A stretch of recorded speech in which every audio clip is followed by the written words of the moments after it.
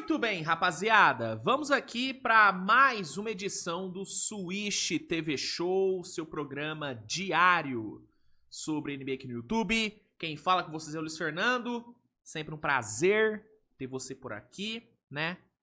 Vamos aqui para mais uma edição sobre draft, né, cara? Ontem tivemos a segunda e última rodada do draft da NBA, né? Ontem tivemos as últimas 29 escolhas sendo feitas. E aí, no episódio de hoje, eu irei comentar sobre as escolhas do segundo round, né, dar um pequeno pitaco sobre cada uma das escolhas.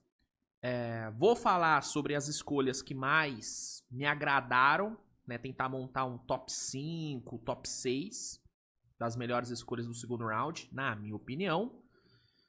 Vou fazer o vencedores e perdedores considerando as duas rodadas, né? Ontem eu fiz o vencedores e perdedores da primeira rodada, né? Só que eu acho que é interessante agora, depois do segundo round, atualizar os vencedores e perdedores. Não teremos tantas mudanças assim, mas acho que tem, né, um ou dois times que melhoraram o seu draft por conta das picks do segundo round. Então vou dar uma atualizada no vencedores e perdedores do draft, considerando agora o segundo round.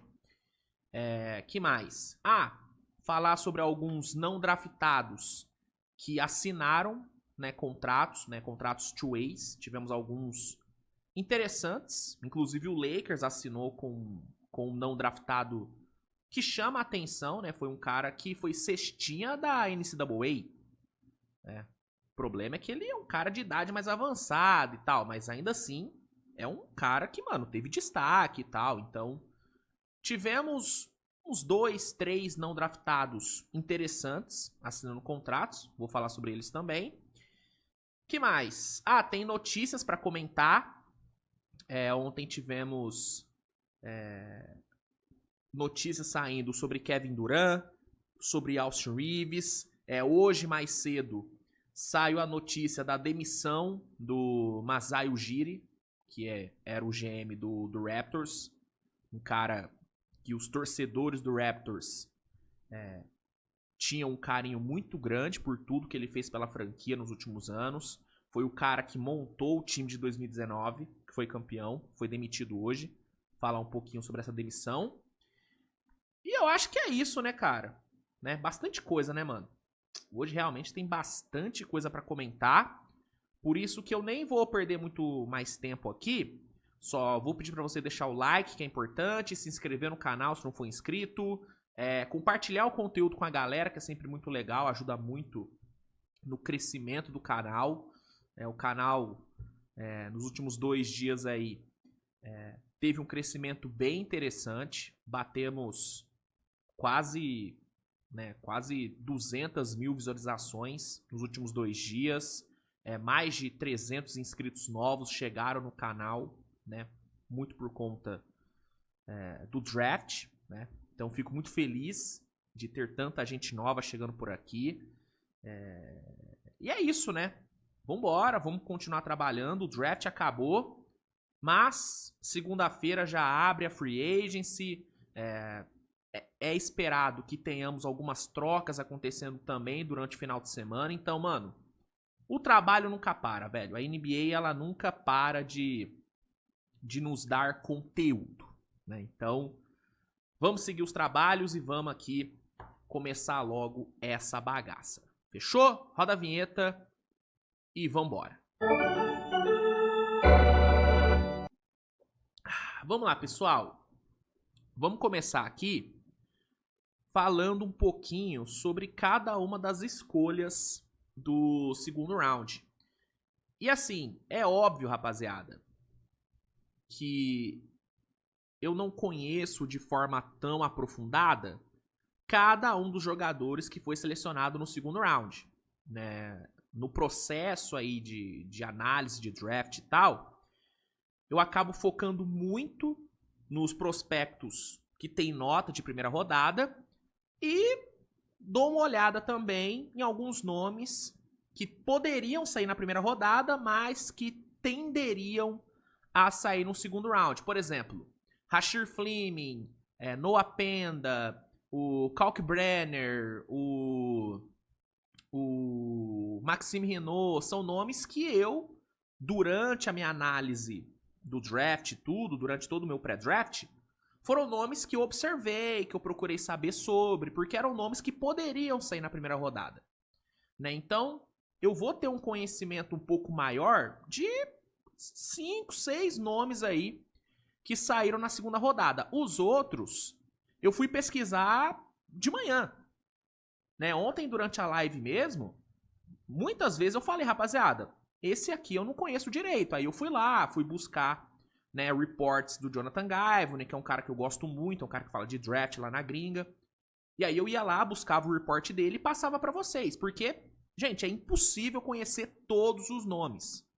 É impossível. É impossível.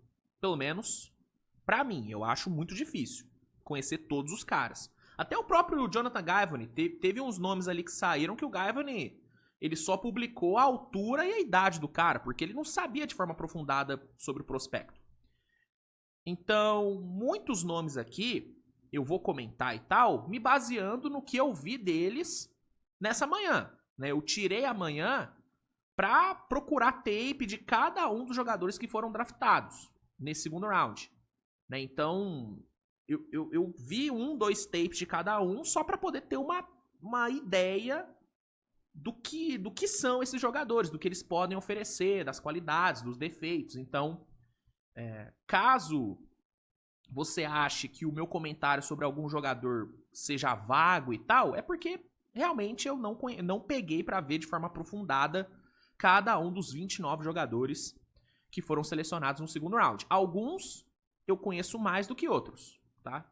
Acho que eu só quis fazer esse disclaimer porque pode ser que eu vá comentar sobre, por exemplo, o Kobe Sanders, que saiu na 50, na 50 pra Los Angeles. Eu não conheço esse cara direito.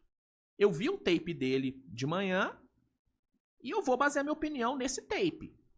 Se ele, né, jogando, se provar melhor do que eu vou falar aqui, ou pior, aí relevem, porque realmente não deu pra ver de forma muito aprofundada cada um dos nomes, tá bom? Mas, vambora, né? Já tô fazendo muito tô fazendo muitas ressalvas. Vamos começar logo a brincadeira e vamos começar aqui com a pick 31, que foi do Phoenix Suns, né? O Phoenix Suns subiu no draft.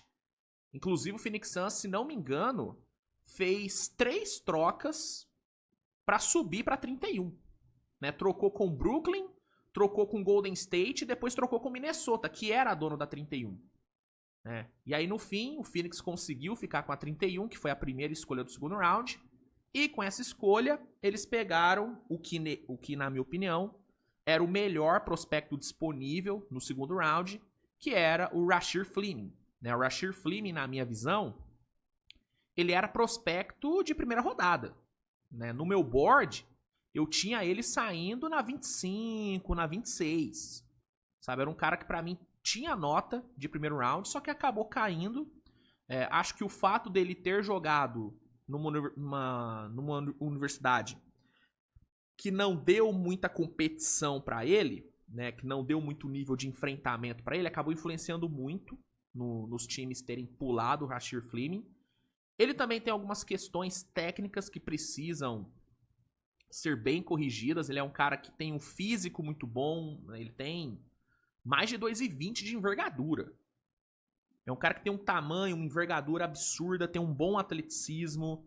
É um cara que tem uma boa bola de 3, ele chutou para quase 40% nessa última temporada. Né? Ele jogou em St. John. Só que, assim, controle de bola não é bom, drible não é bom, não é um bom passador, não tem uma grande visão de jogo, então... E tem a questão dele não ter tido um grande nível, né, de competição, né? Não encarou jogadores nível de league, por exemplo. Ele não encarou esse nível de jogador. Então eu entendo as questões sobre o Rasheed Fleming, mas o protótipo Rasheed Fleming, eu acho um protótipo muito bom. Sabe? Bom o suficiente pro Phoenix ter subido e ter pego ele na 31. Então achei uma escolha boa de Phoenix. É um protótipo de 3D muito interessante. É um cara que tem uma versatilidade posicional que pode ter um valor bem grande para Phoenix. É um cara que pode jogar tanto na 3 como na 5 em algumas formações. Né? Claro, vai precisar de lapidação, como eu disse. Tecnicamente ele precisa de refino. Mas o diamante bruto Rasheed Fleming eu acho interessante. Uma escolha boa. Muito boa, inclusive, por parte de Phoenix. Na 32, tivemos o Orlando Magic subindo. Né? O Magic abriu mão de 4 escolhas de segunda rodada para subir para 32, que era do Celtics, para selecionar o Noah Penda. Noah Penda é outro que para mim tinha nota de primeira rodada. É um defensor bom, né? Tanto on-ball como fora da bola, ele defende bem. Só que ofensivamente ele é muito limitado. Né? O arremesso dele não é bom, não tem drible, o vertical dele não chama nem um pouco de atenção. Só que pelo potencial defensivo, é uma escolha que eu acho interessante. Ainda mais nesse Magic que, né, é um time que tem uma veia defensiva muito forte. Então, uma escolha boa, eu só acho que ter aberto mão de 4 escolhas de segunda rodada por ele foi um pouco demais. Mas o prospecto é bom. O jogador é bom na parte defensiva, pode ter uma boa utilidade aí pro Jamal Mosley. Na 33 e na 34 tivemos o Charlotte selecionando 2 excelentes valores, tá? Zion James na 33 e o Ryan Kalkbrenner na 34 foram 2 escolhas muito boas de Charlotte. Né? O Zion James, apesar de ofensivamente não ter muito a oferecer, para além de, né, bons cortes sem bola e uma boa explosão na transição, é um cara que defensivamente eu gosto bastante, é um cara físico pra caramba. Se você vê o Zion James, mano, o cara é um tanque. O cara é um tanque de guerra. O cara é muito forte. Muito forte. E é um cara que joga de forma muito física na defesa. É um cara que é muito aguerrido na defesa. É um pitbull. Né? É um pitbullzão o Zion James. Veio de um projeto super forte que é Duke. Inclusive, Duke colocou todo o seu quinteto titular no draft. Todos foram draftados. Não me lembro da última vez que isso aconteceu. Então, o Zion James ele chega para contribuir, né? Chega para entregar uma defesa para um time que precisa de mais defesa, coisa que o Ryan Kalkbrenner também entrega. O Kalkbrenner, que é pivô, né? Ele foi 4 vezes eleito o DPOY da Big East. Então é um excelente protetor de aro, tem um bom tamanho. É um cara que ofensivamente é limitado, mas tem ali um bom trabalho ali dentro do garrafão, consegue pontuar bem próximo à cesta. É meio lento, falta mobilidade, né?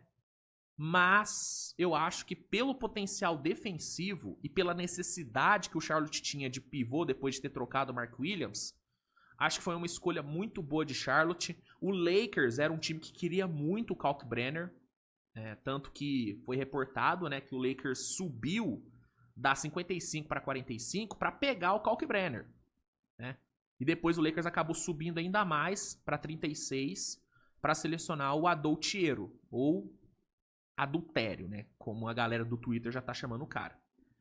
Então era um jogador que o Lakers queria muito, só que o Charlotte foi lá, pegou. E pra mim o Charlotte, não querendo dar spoiler do Vencedores e Perdedores, mas já dando, Charlotte sai como um grande vencedor desse draft. Né? O Charlotte pegou excelentes valores nas 2 rodadas. Excelentes, cara. E esses 2 foram muito bons. Especialmente o Kalkbrenner. Então, 33 e 34 é isso. Na 35, tivemos os Sixers pegando o Johnny Broome, pivô. Cara veterano, né? Um cara, né, de 23 anos. Ou seja, é um cara que, em termos de prospecção, de evolução, não deve ter uma evolução tão grande assim. É um jogador que eu, sinceramente, eu não entendo porque que o Sixers pegou na 35. Tipo assim, quer pegar um pivô? pô, pegava o Maxime Renault, que tava disponível. Pegava o Amari Williams, que tava disponível. Tipo, o Johnny Broome, eu realmente não gosto dessa escolha. É um cara que vai compor elenco ali e vai ficar muito mais tempo na D-League do que no elenco principal mesmo do Sixers. Pelo menos é a minha expectativa hoje. Então, essa é uma escolha que eu não gostei. Acho que o Philadelphia não capitalizou bem em cima dessa 35. Tinham valores bem melhores do que o Johnny Broome. Aí na 36 a gente teve o Lakers subindo, né? O Lakers agora me fugiu quem que era o dono da 36. Puta, agora me fugiu. Eu sei que quem tinha 45... Minnesota, né? Minnesota tinha 36, né? Era, Minnesota. Minnesota desceu 2 vezes, então, né? Minnesota desceu da 31 pra 36 e da 36 pra 45. Minnesota realmente não tava muito afim de selecionar, aparentemente, né? Mas enfim, o Lakers foi lá, subiu pra 36, o Lakers subiu quase 20 posições nessa segunda rodada e pegou o Adultiero, ou Adultiero, ou Adultério, né? Pegou aí o Adultiero, que assim, defensivamente, ele é bom, tá? Ele é muito bom defensivo. É um cara atlético, um cara forte, um cara... É um pitbull. É um pitbullzinho ali, o Adultiero, um cara que pode jogar tanto na 2 como na 3, então é um ala defensor, coisa que o Lakers precisava. Os torcedores do Lakers, eu acho que eles estão tão focados na necessidade que o Lakers tem de pivô, que eles acabam fechando os olhos para outras necessidades que o time tem. Não é como se o Lakers só precisasse de pivô. Não, o Lakers também precisa de alas, também precisa de 3Ds, também precisa de defesa nas alas. E o Adultiero, ele entrega isso. Né? Então, pensando nas necessidades do Lakers, para além de pivô, cara, a escolha pelo Adultiero é uma boa. O que me pega é a falta de arremesso. O Lakers pegou mais um ala que não arremessa, como é, por exemplo, o Vanderbilt. Né? Então, o que me faz não gostar tanto dessa escolha do Lakers não é nem o fato de não ter sido um pivô, porque pivô o Lakers endereça no off-season. Né? Não seria um pivô no segundo round que ia resolver os problemas de garrafão do Lakers. Não. Mas o que me pega é a falta de arremesso. Entendeu? É um ala que vai entregar muito na defesa, vai entregar muita energia na defesa, mas que quando tiver no ataque, ele vai ter zero utilidade, pelo menos nesse primeiro momento. Mas é uma escolha que eu não desgosto. Mas eu também não acho que foi uma escolha tão boa assim. Né? Talvez, se eu fosse o Pelinka, eu teria buscado... Talvez eu teria priorizado um ala que arremessasse ao invés de um ala tão bom na defesa. Né? Ou buscaria realmente um pivô como o Maxime Renault, que estava disponível. Né? Mas enfim, repito, não é uma escolha ruim, era uma necessidade do time, mas eu acho que o Lakers poderia ter focado em outras características para além de um ala que só defende. Enfim, vamos ver o que vai ser do Adultiero. Agora, uma coisa que é inegável é que quando esse cara estiver jogando e o Rômulo tiver na narração, vai ser um espetáculo. Porque o que o Rômulo vai chamar esse cara de adultério ao vivo vai ser uma loucura. Vai ser coisa linda de se ver. Então, uma parte boa do Lakers ter pegado o Adultiero é que, né, o nickname Adultério vai fazer um sucesso danado quando for proferido pelo Rômulo Mendonça, né? Vai ser incrível. Enfim, seguindo.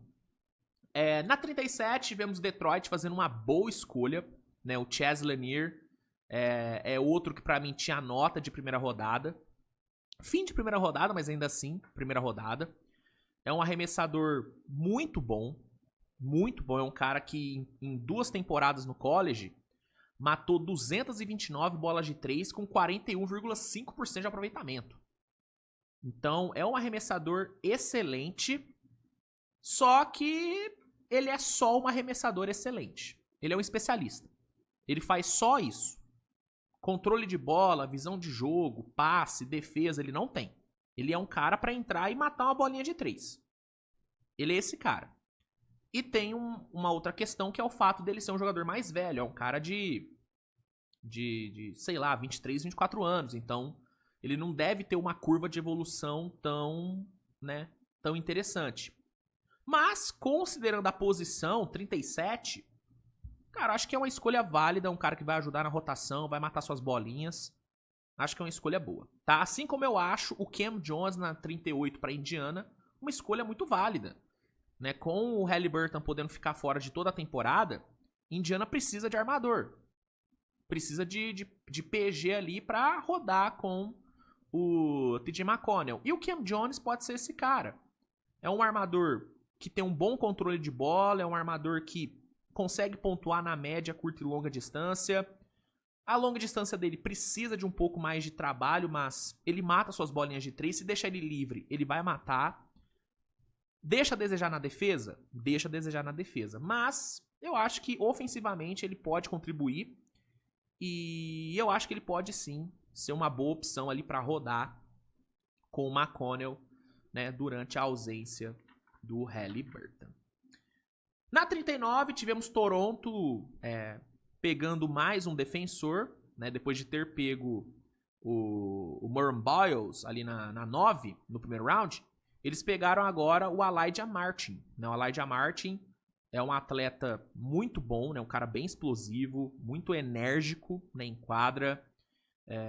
Meio baixo para a posição de SG e também não tem um arremesso tão bom assim. Meio irregular, mas na defesa ele entrega, né? Então não acho que é uma escolha ruim não. Tinha outros valores melhores? Tinha, por exemplo, o Micah Peavy, que foi a escolha do Pelicans, eu acho ele melhor do que o Elijah Martin. Né? Pelo menos olhando os tapes ali dos dois, eu achei o tape do Micah Peavy mais interessante. Mas, acho que para 39, tá de bom tamanho. Na 40, como eu já adiantei, o Pelicans foi de Micah Peavy. Outro ala, defensor, né? Um bom tamanho, forte, ágil. Entrega uma versatilidade defensiva bem interessante. Essa rotação de alas defensivos do Pelicans tende a ser bem interessante, né? Micah Peavy, Herb Jones, Trey Murphy, né? Só que o Micah Peavy, diferente do Trey Murphy e do Herb Jones, não tem bola de 3. É um cara que não tem um arremesso, é basicamente nulo na defesa, no ataque, perdão. Mas na defesa ele entrega bastante. E eu acho que depois de ter pegado Jeremiah Fears e Derek Queen na primeira rodada, pegar um defensor confiável como o Micah Peavy é uma boa, complementa bem o draft. Então, Micah Peavy foi uma boa escolha para o Pelicans na 40.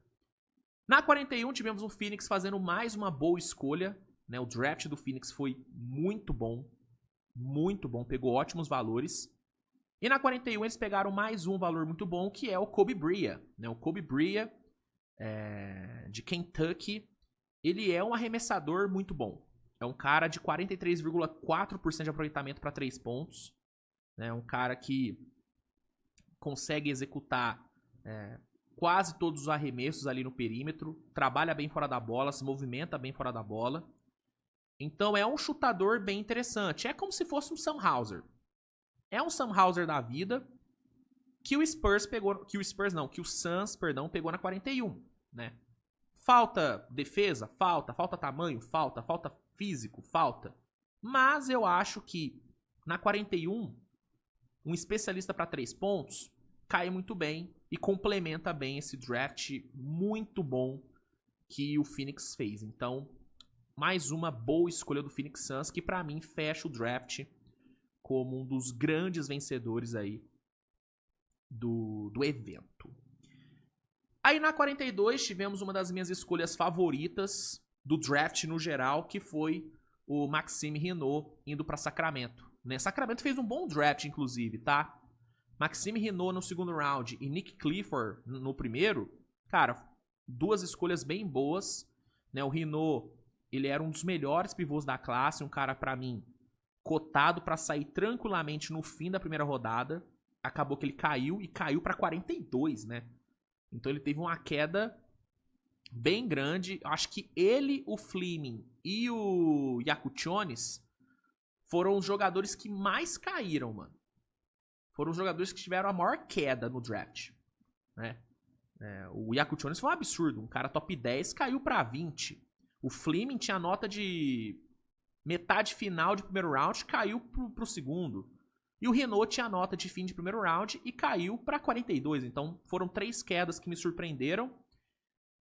E o Kings foi lá e capitalizou bem em cima disso. Pegou o Maxime Renault, um pivô alto, com boa envergadura, com a boa proteção de aro e com arremesso. É um cara que arremessa bem de fora. Projeto de... Parece um Quinten Post, lembra bastante o Quinten Post, só que eu acho que o Renault é até melhor do que o Quinten Post era, saindo do draft. E é um cara que chega para ser reserva do Sabonis. Características diferentes do Sabonis, o que é bom, né? Permite com que o garrafão do Kings opere de formas diferentes durante o jogo. Então eu gosto bastante dessa escolha, cara. Com certeza uma das melhores escolhas feitas nessa quinta-feira. Seguindo... Por que eu falei eu ia arrotar e acabei dando uma segurada. Aí eu soltei o Bom, vamos lá. Na 43 tivemos o Washington Wizards indo de Jamir Watkins. Boa escolha de Washington, né? Depois de ter focado muito em ataque na primeira rodada, eles pegam um defensor bom aí na 43. Um cara que entrega uma versatilidade posicional bem interessante. Pode defender a ala, mas também pode defender guards. Falta arremesso, mas de resto ele faz tudo muito certinho, sabe? Tem um passe bom, tem uma boa movimentação com e sem bola, né? Defende bem. Então acho que é um jogador que tende a ser bem útil nesse time do Wizards, né? Então gosto dessa escolha, capitalizou bem em cima da 43, o Washington Wizards. Na 44 tivemos o atual campeão, né? O gigante Tandão, fazendo a sua escolha. E eles foram de Brooks Bernheiser, né? O Brooks Bernheiser de Northwestern foi a escolha de OKC. Um cara que tem um bom tamanho, uma boa envergadura para a posição. Um cara que pode jogar tanto de SG como de small forward também. É um ala, né? No geral é um ala. Tem ali os fundamentos muito bem lapidadinhos. É um cara que é filho de técnico, né? Então é natural que os fundamentos dele sejam bem lapidados. Tem um bom posicionamento na defesa. Defende de forma bem correta. Bem correta. Um cara bem aguerrido na defesa. Não é um grande arremessador. Não é um grande passador. Na real, ele até tem um passe bom, mas não é nada assombroso. Mas na defesa, é um cara que contribui. É um cara que teve mais de 2 roubos de bola de média nessa temporada universitária. Então é mais um ala com bom tamanho, com boa envergadura e que defende. O Thunder adora esse arquétipo de jogador. Pegou mais um. Acho que é um cara que vai passar muito tempo na D-League nas suas primeiras temporadas. Ele precisa refinar o seu lado ofensivo, especialmente o arremesso. Mas, pelo que ele entrega na defesa, é um cara que pode ter os seus minutinhos em alguns jogos. Né? Em alguns jogos, garbage time e tal, acho que ele pode ter alguns minutinhos. Mas é um cara que é pra deixar ali no elenco, pra deixar evoluindo. Não é um cara pra agora e talvez não seja nem um cara pra próxima temporada. Pode ser um cara pra daqui 2 temporadas.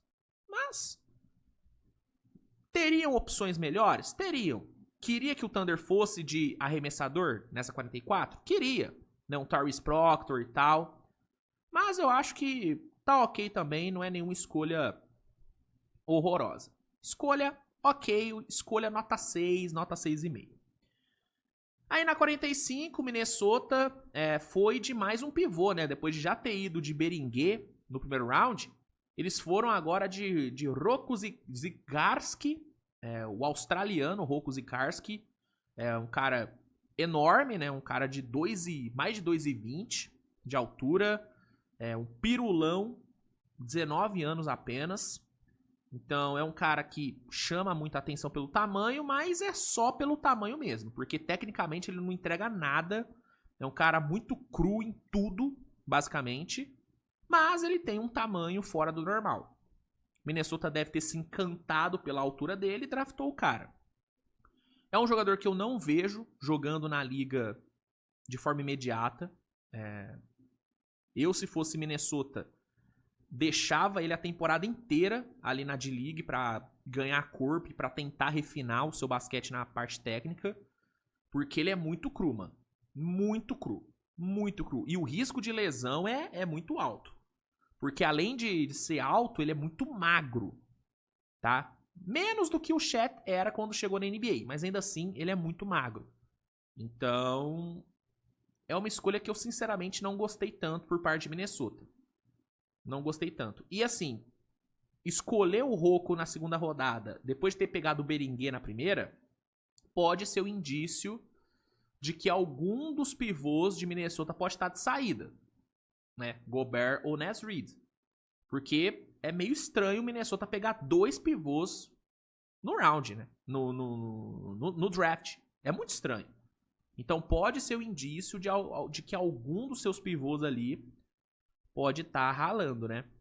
É uma situação pra gente ficar de olho, tá bom? Por falar em pivô, o Boston na 46 também foi de pivô e pegou um pivô bem interessante que é o Amari Williams, tá?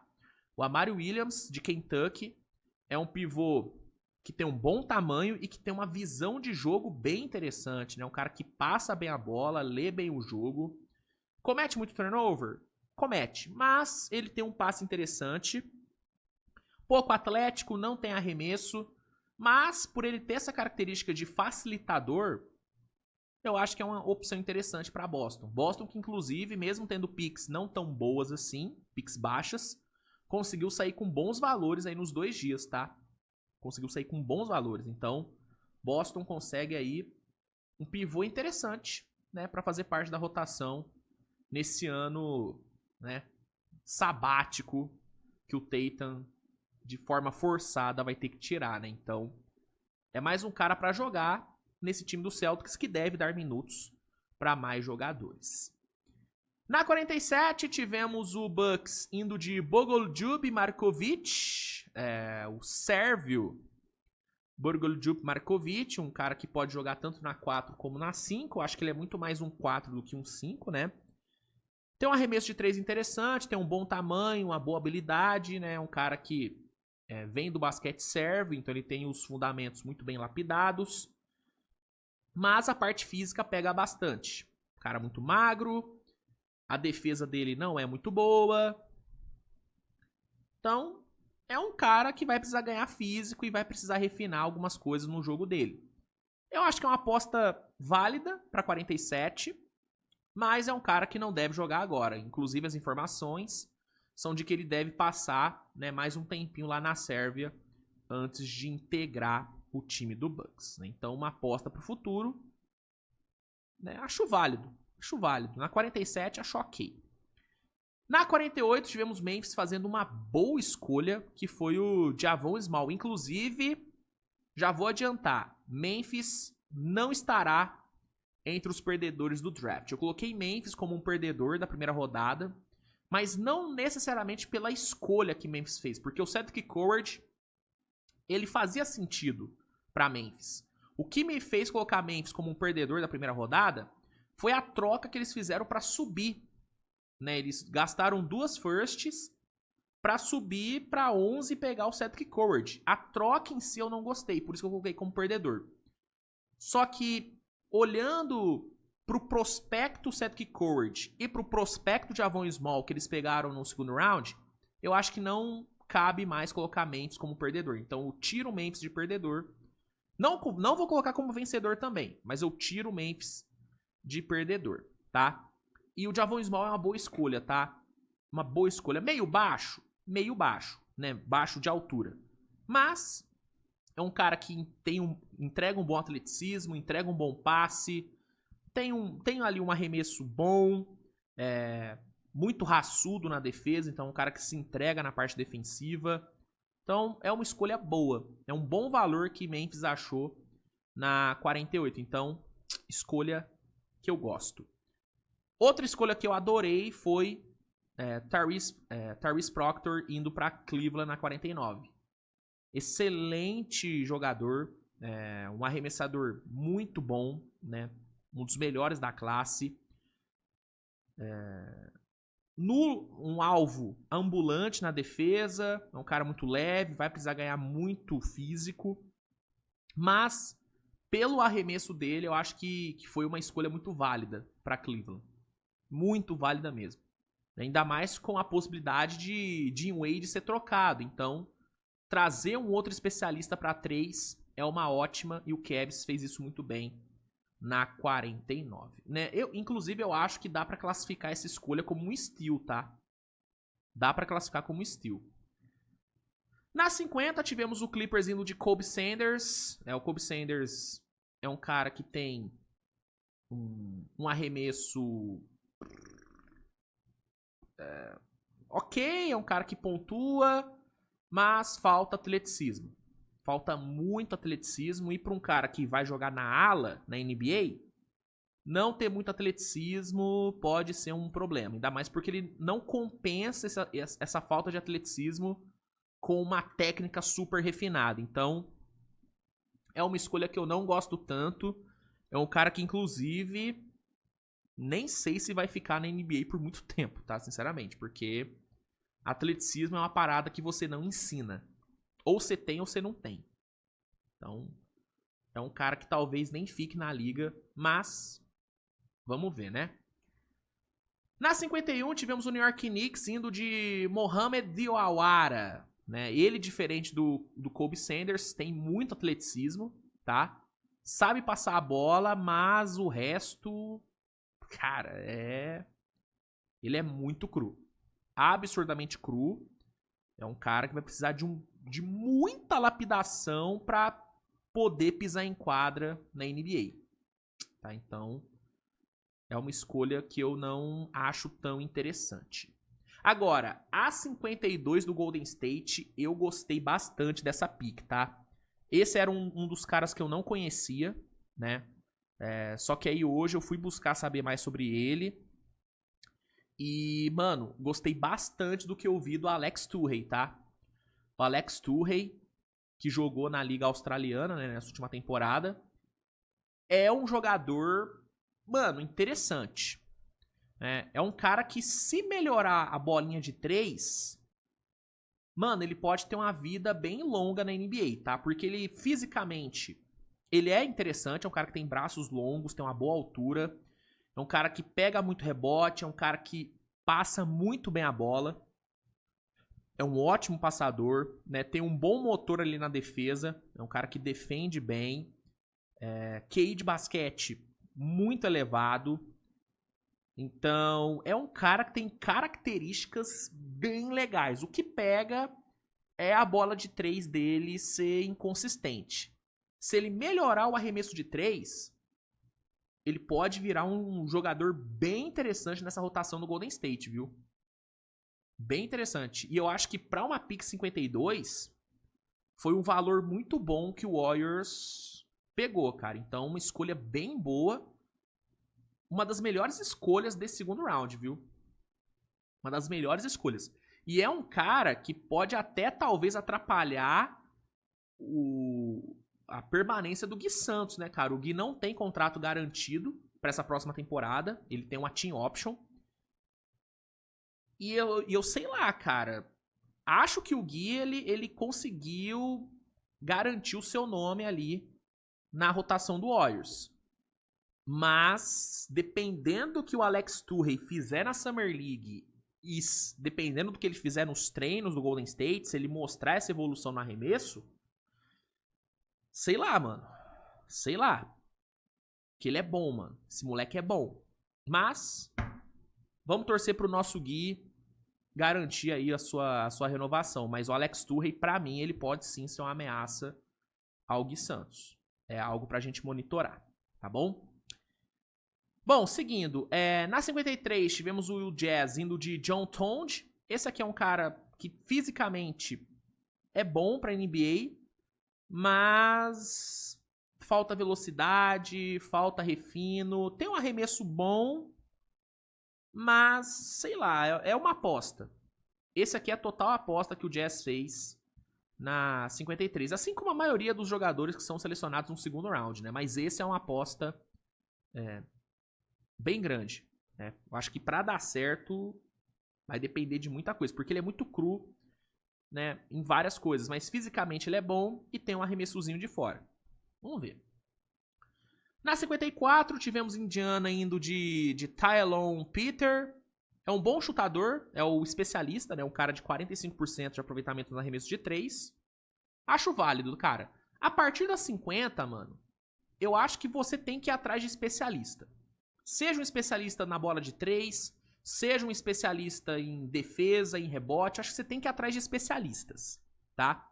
E o Tylon Peter é um especialista na bola de 3, cara que pode ajudar a Indiana no espaçamento. Quesito esse que Indiana é, né, um dos melhores da NBA. No playoff foi loucura o que fez o perímetro de Indiana, né? Eu sei bem. Eu, mais do que ninguém, sei bem o estrago que esse perímetro pode fazer. E aí eles adicionam mais um arremessador. Na 55, tivemos Chicago Bulls indo de Lachlan Ulbrich, né? Pivô. Um pivô baixo e com pouca envergadura, mas que tem um passe bom, tem uma boa defesa, um bom shot blocker, conduz bem a bola e embaixo da cesta consegue pontuar. É um cara que vai precisar de muita lapidação, vai ter que melhorar na parte física. Não arremessa também, o que é um problema, mas é um cara que tem ali, né, um certo refino no seu jogo. Na 55, não acho ruim não. Na 56, Golden State foi de Will Richards. Essa aqui é uma escolha que eu não gostei tanto, diferente do Alex Turre, que eu adorei.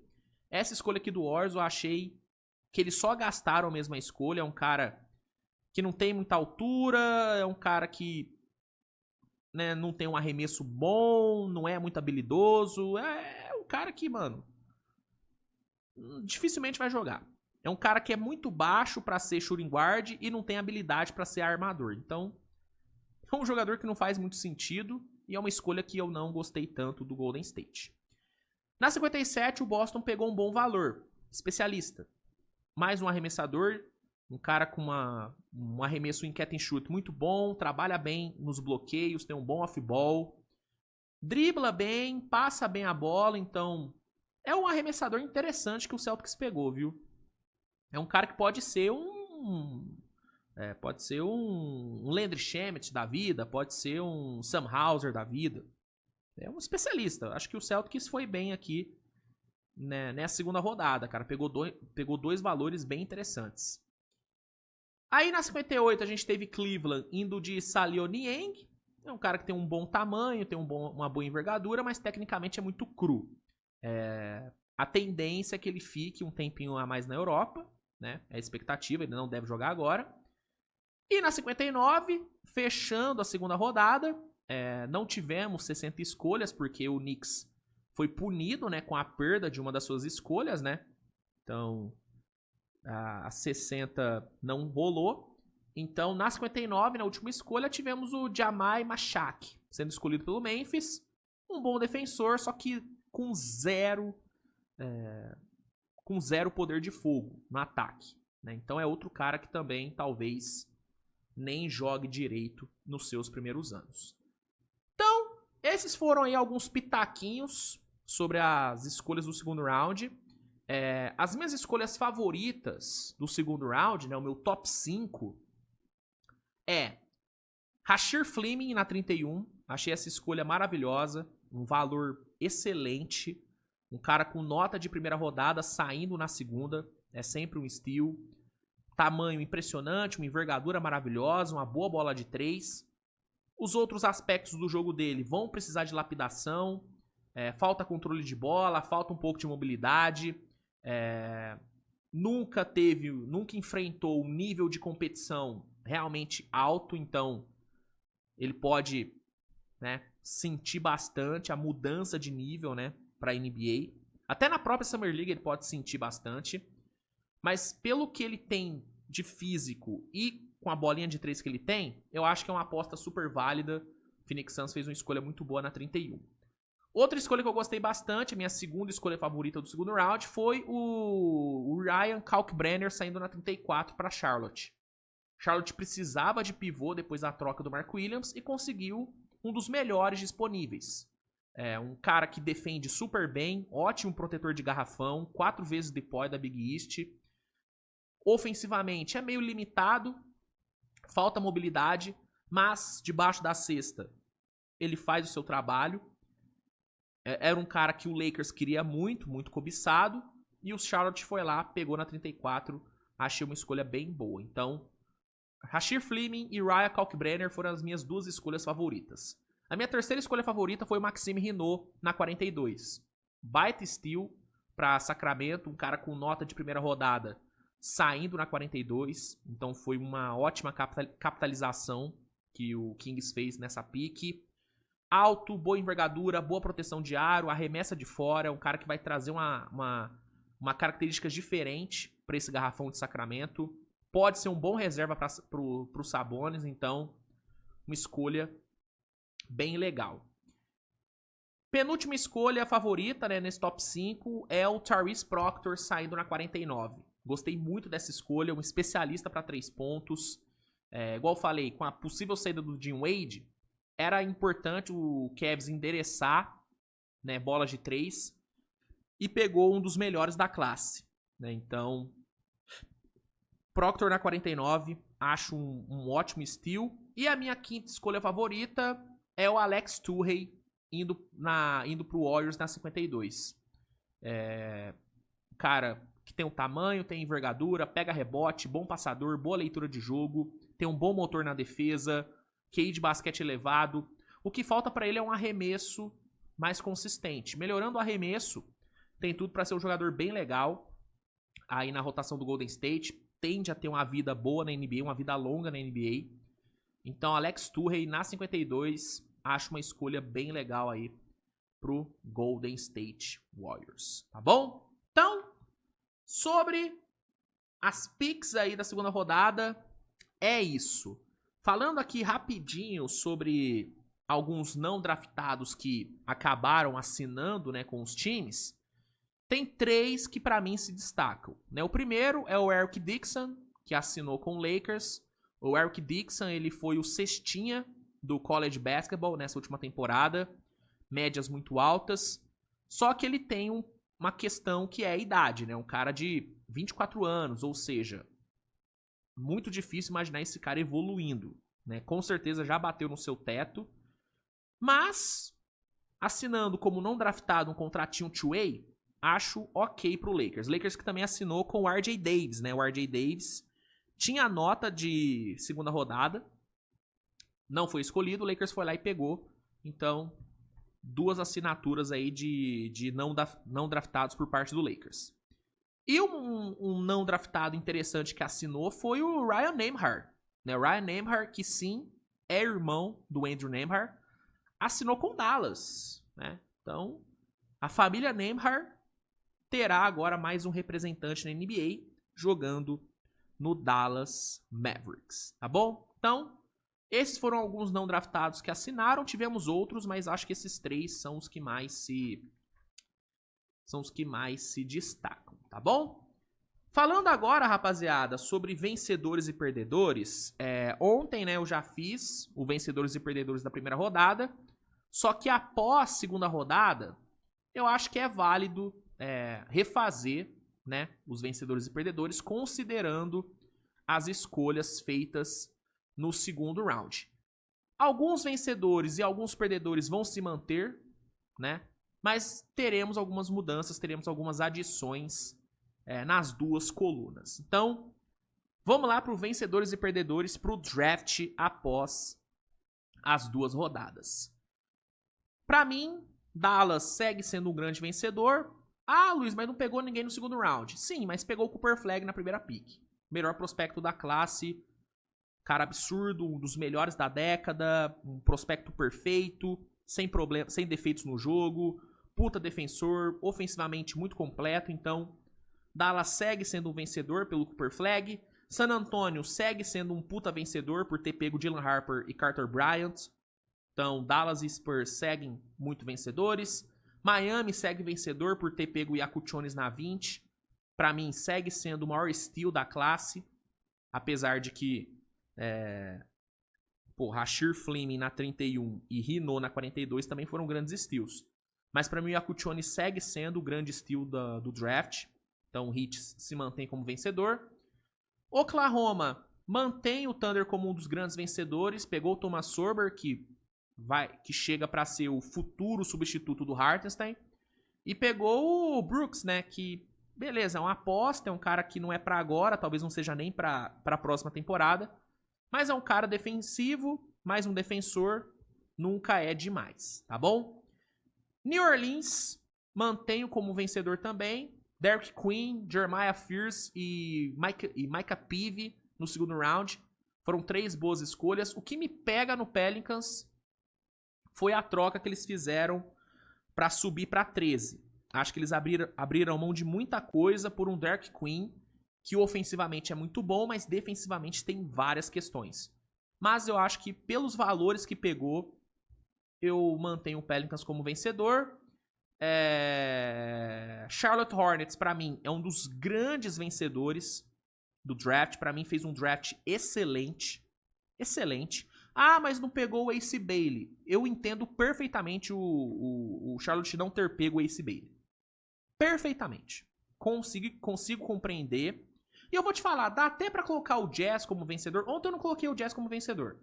Mas eu vou colocar aqui, porque apesar das questões que eu tenho com esse Bailey, pegar um prospecto com projeção top 3 na 5 não deixa de ter sido uma boa escolha. E o Walter Clayton, que também foi pra lá, também é uma boa escolha, tá? Então, o Jazz eu vou colocar como vencedor também. Mas o Charlotte, pra mim, foi mais vencedor do que o Jazz, porque sair do draft com Conk Nippel, com McNeely saindo na 29, um cara que tinha projeção top 15, top 16... Kalkbrenner e o Sion James no segundo round, cara, pra mim é muito valor nos 2 dias. São 4 caras que eu vejo podendo contribuir já nessa temporada, especialmente Knipel, McNeely e o Kalkbrenner. E ainda na troca do Mark Williams, o Charlotte pegou mais picks futuras, né, cara? Então, acho que Charlotte fez um draft excelente pra mim, tá entre os melhores drafts que a gente teve aí, juntando os 2 dias, tá? Então, Charlotte fica aqui nos vencedores, e o Phoenix, pra mim, olhando pros 2 dias, foi o time que melhor draftou. Cara, Maluat na 10, Fleming na 31 e Kobe Bria na 41. E ainda trocou pelo Mark Williams. Cara, Phoenix foi excelente no draft. Excelente. Pra mim fez um trabalho excepcional. E pra mim, Phoenix e Charlotte, juntando os 2 dias, foram os times que melhor draftaram. Tá? Juntando os 2 dias.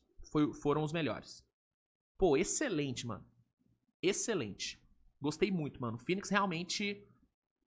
Eu não esperava um Phoenix fazendo um trabalho tão bom como fez, velho.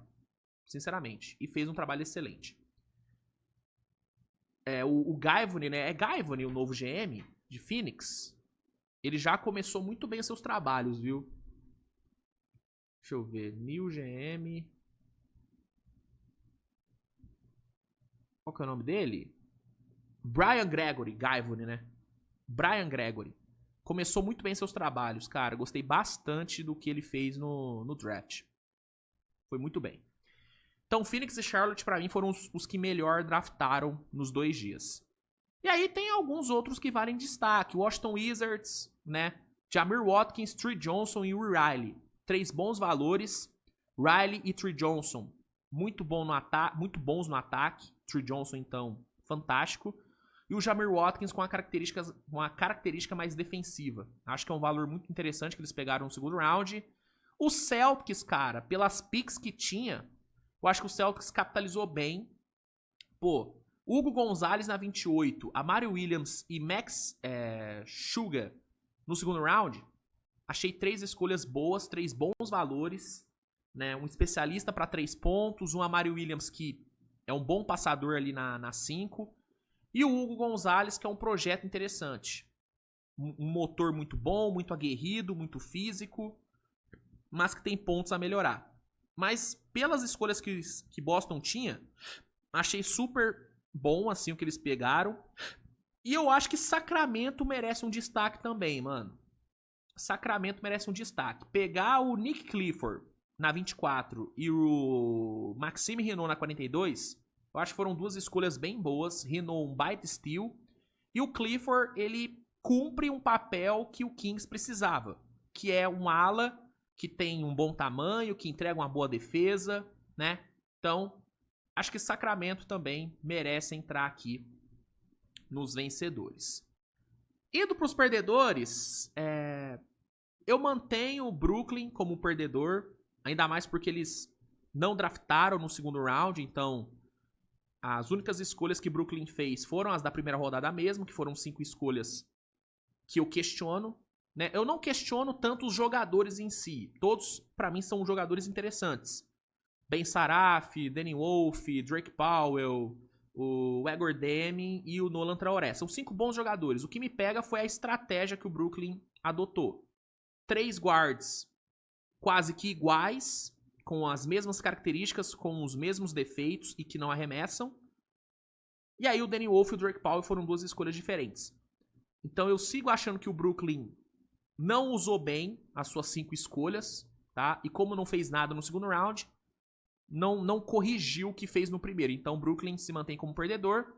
Eu ainda coloco o Portland como um perdedor, né? Ainda acho que usar a 16 para pegar um prospecto que era cotado para sair no segundo round, ainda acho que foi um reach. E então o Hansen Young, para mim, ainda foi uma escolha que o Blazers, para mim, não vou falar que errou, mas pegou muito cedo. Né? Foi reportado que tinha alguns times ali querendo pegar ele, né? Foi falado que o Minnesota queria pegar.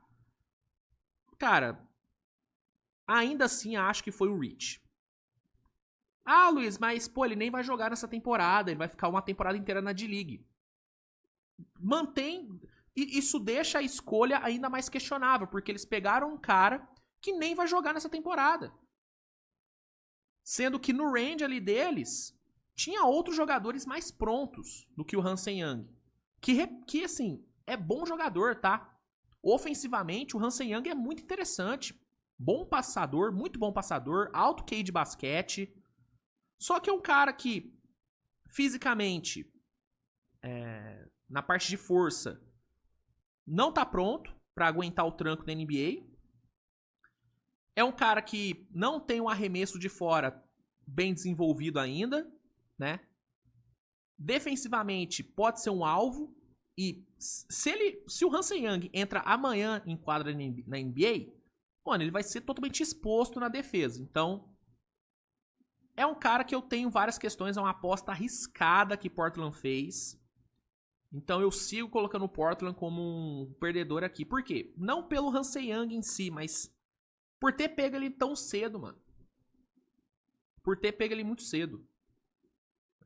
E qualquer time que numa pick 16 pegasse um jogador que é cotado pra ser 40, eu colocaria como perdedor. Não é algo contra o Blazers, não é algo contra o Hansen Young. Não, qualquer time. Se é o Thunder com a 14 pegando um cara que é cotado pra ser meio de segundo round, eu vou colocar como perdedor. Se é o Lakers, se é o Warriors, a mesma coisa. Né? O que coloca o Blazers como perdedor é o custo de posição. Entendeu? Era uma pick 16 que poderia ter sido mais bem utilizada com um prospecto com uma cotação melhor. Ah, Luiz, e se o Hansen Young der certo, você vai calar a boca. Tomara! Tomara que o Hansen Young vire um monstro. Mas aqui eu tenho que me basear no que eu tô vendo do cara hoje. E olhando pro Hansen Young hoje, eu acho que ele não valia uma 16. Minha opinião, fica à vontade para discordar. Então, Brooklyn e Portland eu mantenho como perdedores. O Memphis, que eu coloquei como perdedor ontem, eu tiro. Acho que o Memphis não acho que dá para tirar o Memphis como perdedor. Porque o que me fez colocar Memphis como um perdedor na primeira rodada foi a troca que eles fizeram pra subir pra 11. A troca eu achei um overpay muito alto. Né, deram 2 escolhas de primeira rodada pra pegar a 11 que virou o Cedric Curry, que era um cara que poderia sobrar na própria 16. Então, a troca foi o que colocou o Memphis como perdedor. O jogador em si, eu acho um jogador com um encaixe bom. E aí, quando você coloca o Small aí saindo no segundo round, eu acho que dá uma melhorada no draft de Memphis. Então, eu tiro o Memphis de perdedor. Não coloco como vencedor, mas eu tiro como perdedor. E aí, um time que eu coloco no lugar de Memphis como perdedor, pra encerrar aqui a brincadeira, é o Minnesota. Porque, assim, no primeiro round, eles pegaram o Beringuet, sendo que tinha o Yakuchones à disposição. Então, pra mim, foi um erro ali. Desperdiçou a chance de pegar um prospecto top 10 na 16. Não, na 17, né? Na 17.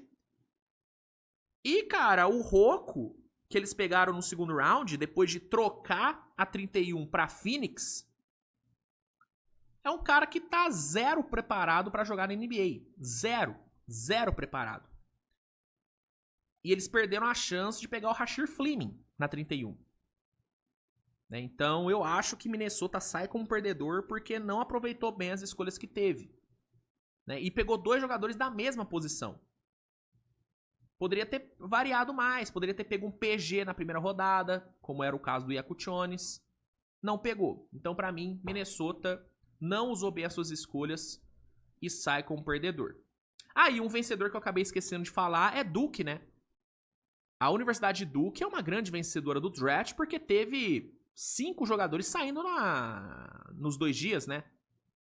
Cooper Flagg, Knipel, Maluati, Proctor e Sion James. Os 5 foram draftados. Né? Se não me engano, esse era o quinteto titular de Duke, inclusive, né? Então, Duke sai como vencedora porque, né? O selo Duke de qualidade ganha ainda mais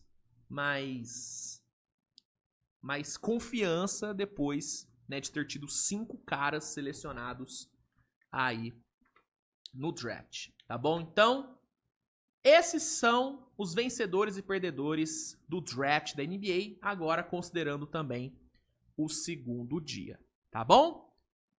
Então, sobre o draft, rapaziada, é isso. Deixa eu só ver se tem mais alguma coisa pra falar de draft, porque senão eu já quero passar pras notícias.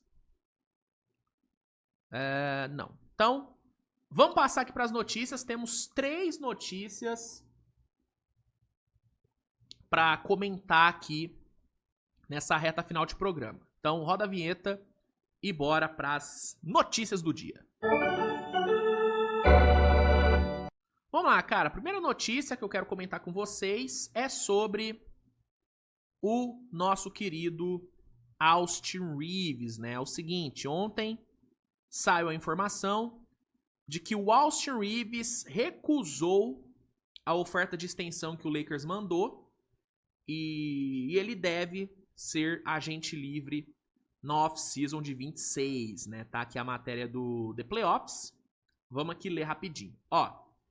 O alarmador Austin Reaves recusou uma proposta de extensão contratual com os Los Angeles Lakers nessa semana. Segundo informações de Dan Wolke, do The Athletic, nessa quinta-feira, a franquia californiana ofereceu um novo contrato de 4 anos e 89,2 milhões de dólares ao camisa 15, que optou por esperar por uma melhor oferta no off-season de 26, né? Então, o Lakers, segundo o Dan Wolke, ofereceu, né, essa proposta de quase 90 milhões por 4 anos. E o Reaves disse não. 89,2 milhões em 4 anos seria basicamente 22 milhões de média, né? Um contrato bom, bem melhor do que ele tem hoje, né? Ele assinou um contrato em 23, 53,8 por 3 anos, né? Então seria um upgrade no contrato dele, mas ele disse não. E o motivo disso é porque ele quer tentar assinar por um valor maior na off-season de 26. Assim, cara, eu acho que é uma estratégia correta por parte do Reaves. Claro que pode acontecer com ele o mesmo que aconteceu com o Dennis Schroeder. Pode. Né? O que aconteceu com o Schroeder? Schroeder tinha uma proposta muito boa para renovar com o Lakers. Só que aí, por ele achar que ele conseguiria uma proposta melhor na outra off-season, ele declinou e acabou que no fim ele teve que assinar por um contrato mínimo de veterano com o Boston Celtics, né? Então, pode acontecer o mesmo com o Reeves? Pode, mas eu acho que a chance não é tão alta assim, porque o Reeves é um jogador melhor do que o Dennis Schroeder, né? Com mais potencial e que deve continuar né, evoluindo. O Reeves está tendo uma curva de evolução muito interessante. Eu entendo que a última impressão que ele deixou não foi muito boa, né? A série dele contra a Minnesota foi muito ruim. Mas a temporada em si do Reeves foi uma temporada de 20 pontos e 6 assistências de média. Uma temporada muito boa. Decidindo vários jogos pro Lakers durante o ano. Então, eu acho que o Reeves fez certo em tentar pegar mais grana na próxima off-season. Acho que ele pode pegar um contrato de até 30 milha por ano. Seria um contrato justo pro Reeves. Tá? 4 anos, 120 milha, eu acho que é um contrato justo pra entrega do Austin Reeves, tá? Qualquer jogador que entrega 20 pontos de média e 6 assistências de média, vale isso aí, na NBA atual. Né? Então, eu acho que ele faz bem em deixar pra frente. É claro que pro Lakers seria melhor que ele assinasse agora, né? Porque sairia mais barato. Mas eu acho que mesmo ele pedindo aí mais grana, o Lakers vai acabar renovando, a menos que realmente ele faça uma temporada de merda. Né? Se ele fizer uma temporada igual a que ele fez nesse ano, ele vai ganhar essa grana do Lakers sem dúvida alguma. Até porque o Lakers já deixou claro várias vezes que tem o Reeves como, né, um dos seus xodós. Né? Então, ainda mais agora tendo o novo dono, né, que é um gastador. Ele vai gastar o que for pra manter o time bom. E o Reeves é um cara que deixa o time melhor. Eu acho que o Lakers hoje é melhor com o Reeves do que sem ele. Então, eu acho que é uma estratégia boa pro Reeves. E é justo ele querer ganhar mais dinheiro, né? Porque o contrato que ele assinou em 23... Pô, mano, ele foi camarada pra caralho com o Lakers, pô. 53 milhões por 3 anos... E é importante lembrar que em 23 o Reeves estava absurdamente valorizado. Absurdamente valorizado. As informações eram de que o Spurs estava disposto a pagar mais de 30 milha por ano por ele. E aí ele foi lá e assinou por 53,8 3 anos. Então, depois dele ter perdido, entre aspas, dinheiro na sua primeira renovação, é totalmente compreensível ele querer uma grana mais alta nessa próxima. Então, ele recusa a oferta do Lakers e vai para o mercado na off-season de 26, onde ele vai ter uma player option de 14,9 milhões, mas ele deve declinar e ir para o mercado para assinar especialmente com o Lakers. Eu não acho que ele vai declinar para assinar com outro time. Só se realmente der uma merda muito grande e a relação dele com o Lakers ir pro buraco nessa temporada. Como eu acho que isso não vai acontecer, ele deve mesmo assinar um novo contrato com o Lakers, um contrato mais caro, né? Agora, se você, torcedor do Lakers, acha que o Reeves não vale 30 milhões por ano, é porque realmente você tá cego pelo clubismo. Porque qualquer jogador na NBA que entregue 20 pontos de média e 6 assistências de média na temporada vale 30 milhões por ano. Essa é a cotação da NBA atual, rapaziada. Uma coisa é você analisar um contrato com clubismo. Outra coisa é analisar tendo noção de como funciona o mercado da NBA. O mercado da NBA é esse. Austin Reeves é um cara de 30 milhões por ano. E é o que ele deve buscar nessa próxima renovação. Tá bom? Então, sobre o Reeves é isso. Uma outra informação que saiu, essa aqui saiu hoje, é sobre a demissão do Masai Ujiri, né? Não, o Masai Ujiri, ex-GM do Toronto, foi demitido nessa sexta-feira. Um cara que foi importantíssimo pro título do Toronto Raptors, né? Foi ele que montou aquele elenco de Toronto. Era um cara que estava comandando a equipe, comandando, né, os bastidores do Raptors há muito tempo. E aí hoje o Raptors anunciou a demissão dele. Uma demissão que me surpreende. Não só pelo fato dele ter feito o que fez, por ele ter montado o time de 2019, mas também pelo time, né, cara? Demitir o cara depois do draft, faltando 3 dias pra free agency, é meio esquisito.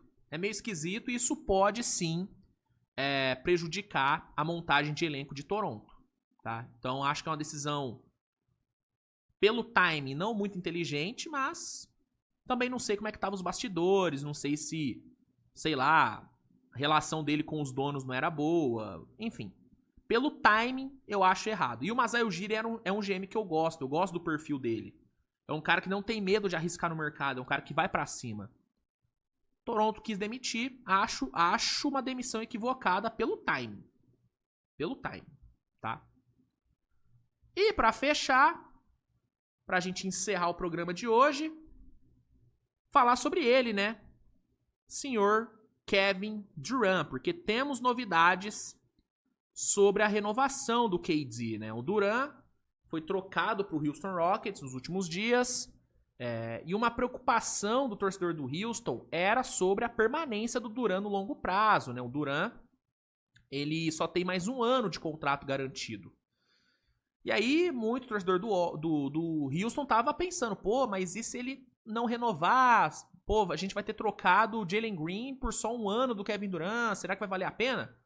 Então, rapaziada, vocês podem ficar despreocupados porque a tendência é que o Durant renove o mais rápido possível, né? Ontem o Charania soltou a informação de que Durant e Houston já estão negociando uma extensão de contrato que seria no valor de 112 milhões de dólares por mais 2 anos de contrato, que daria uma média de 56 milhões de dólares por ano, né? Uma média digna de Kevin Durant. É o que o Kevin Durant vale.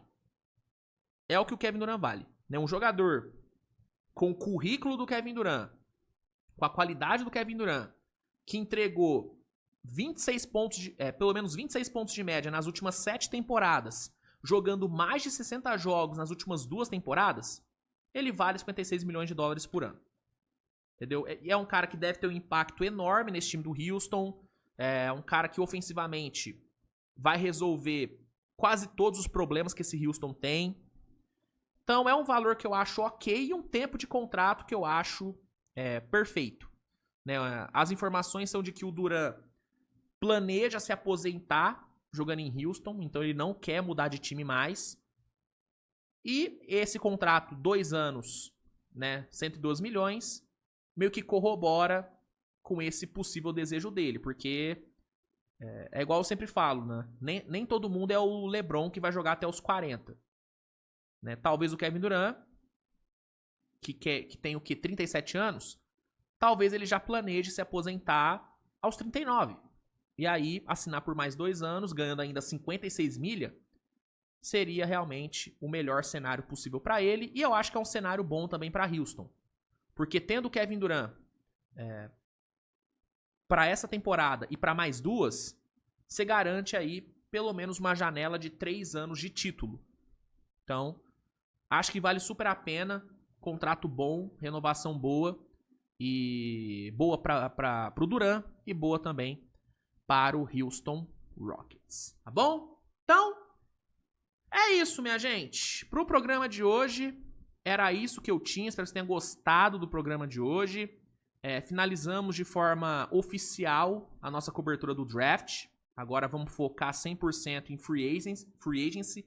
Amanhã vou fazer um programa totalmente dedicado à agência livre da NBA, falar sobre os melhores free agents disponíveis, sobre os alvos, né, das equipes. Então amanhã vai ser um programa bem legal sobre free agency.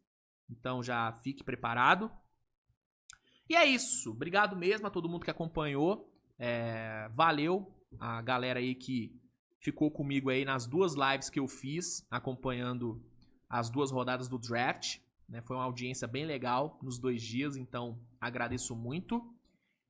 E é isso, minha gente. Obrigado, tamo junto.